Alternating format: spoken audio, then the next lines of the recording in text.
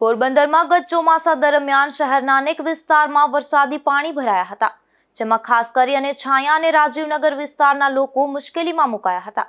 ત્યારે વખતે પણ ચોમાસામાં એવી સ્થિતિ ન સર્જાય તે માટે મહાનગરપાલિકા દ્વારા ખાસ આયોજન કરાયું હોવાનો દાવો કરવામાં આવ્યો છે। જે વખતે ચોમાસામાં સ્થિતિ સર્જાણી તેવી ન સર્જાય એમાં શું કામગીરી આપણે કરવાના છે? પોરબંદર શહેરમાં કેટલાક વિસ્તારોમાં ચોમાસા દરમિયાન પાણી ભરાય છે।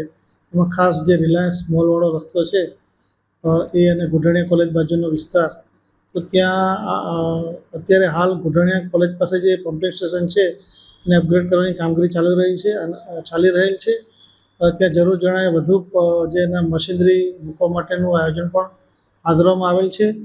તેમજ ગુઢાણીયા કોલેજથી આપણે બિરલા સુધી પાઇપલાઇન નાખવાની કામગીરી પૂર્ણ થયેલ છે।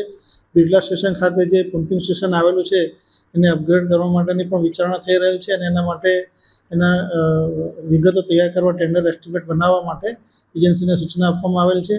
અને જે રિલાયન્સ વાળો રસ્તો છે ત્યાંથી પણ પાણીનો નિકાલ થાય એના માટે જરૂરી આયોજન કરવા માટેની કાર્યવાહી થઈ રહેલ છે।